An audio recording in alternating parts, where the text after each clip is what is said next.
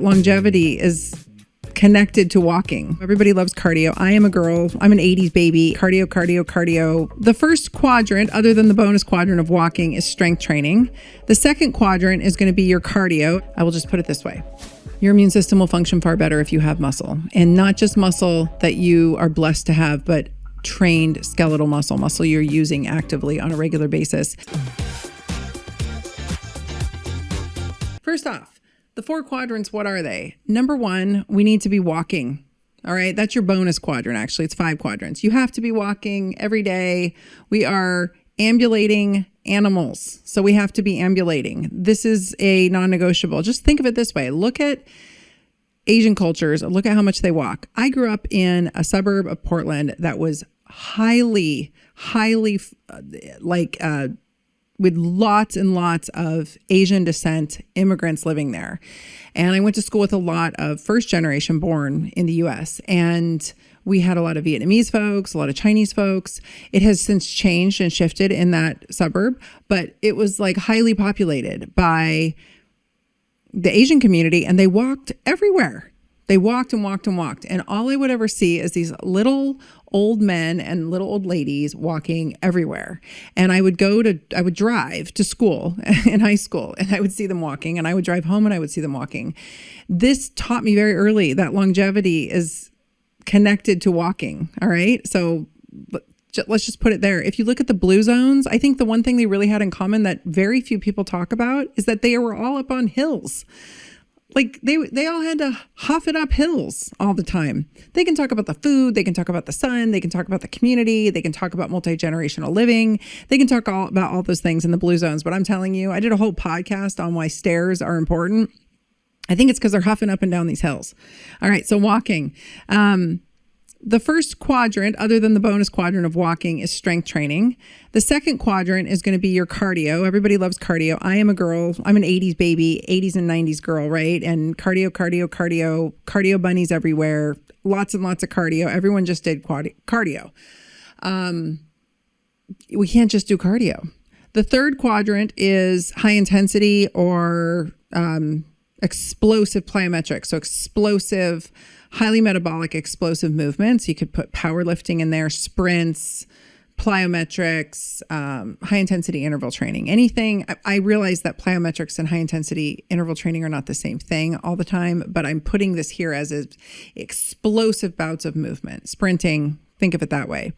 A lot of people like to hang their hat exclusively on sprinting. It's amazing, but it's not the end all be all. And then what I will categorize as isometrics and controlled movements like yoga and Pilates.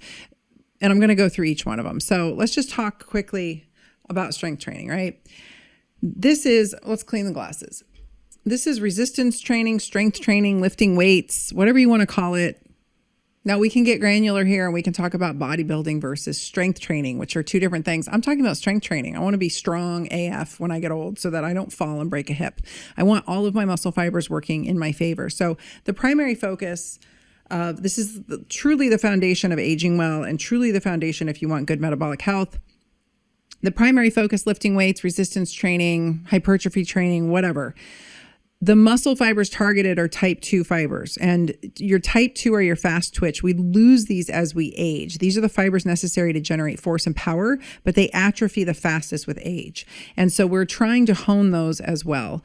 Why this matters is because strength training prevents sarcopenia, which is wasting, and frailty and wasting and sarcopenia are the kiss of death, period. If you're frail, you will get dementia. If you're frail, you will potentially fall and break a hip. If you're frail, you will get taken out by the latest, upper respiratory virus that's running around as comparison to if you weren't frail. So frailty is not something you want to go into anything with. We do not want to go into battle with frailty. All right. We lose metabolic flexibility as we lose muscle. You guys have heard me beat this drum, so I'm not going to go too far into it. We want good bones. We want good muscles. We want that nice glucose sink to take up the excess glucose that we're eating and turn it into something we can use, right? I've talked about this. Put a meat suit on your body, like build a slab of muscle on that meat suit. Strength training and immune health. Importantly here is that We have the data to support this. I have seen this anecdotally. I will just put it this way. Your immune system will function far better if you have muscle, and not just muscle that you are blessed to have, but trained skeletal muscle you're using actively on a regular basis. I saw this time and time and time again in my clinical practice. And if you are going into anything, whether it be the 2 C's, the virus that shall not be named, and the big C of cancer, we have data going back. I don't even know why this is a new conversation or why people haven't heard this before, but you absolutely have to have muscle on your body if you're going to go through anything. And you've heard me say the only way out is through. I would like to have muscle as I go through. So I will leave it at that. Plus, it lowers inflammation because muscle secretes myokines, and myokines are awesome. Myokines are anti-inflammatory, and they do a whole host of wonderful things in our body, and we can literally build a suit of them. So I, for one, will be building a nutrient-dense body of muscle. I'm feeding myself well. I'm building that muscle. I'm building mitochondria. I'm building a good immune system, and I'm building a suit that secretes anti-inflammatory molecules. It's wonderful. All right. Okay. The next one, let's talk about cardio. So cardio, obviously, we need good vascularity. We need good heart health. It's not just about heart health, though. We need our whole vascular system, the entire tree out to our fingertips. We need good perfusion. We need blood to get out distally. So proximal, distal, we need blood to get out there. We need to pump it and use it. Another great place for cardio is when we want to give our nervous system a bit of a challenge. We want to give our lymphatics some flow. We want to give ourselves a bit of a hormetic stressor, not just from the sense of lifting heavy shit, but also, can we run away from danger for a prolonged period of time?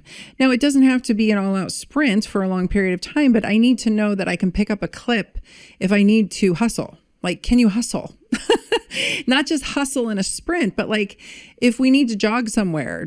I just always think of things in terms of primal medicine. And I need 2 legs that ambulate well if I need to go track down prey. Just basics. Like, I'm not talking fast. I'm talking zone 2. Zone 2 is... Go look at Dr. Peter Attia's work just for the sake of time. He has great information around zone 2. I actually saw him in Vegas at a hotel doing zone 2. When I walked into the gym, I'm like, oh, there's Peter Attia doing zone 2. He really believes in it. He talks all about it. It boosts mitochondrial activity and density. It increases your VO2 max. These are highly linked to longevity. So zone 2 is going to be, you can find it in a myriad of different ways, but I like to think of it as cardio that you can talk through. That's the easiest way to do it. You can do math. I think it's like 180 minus your age.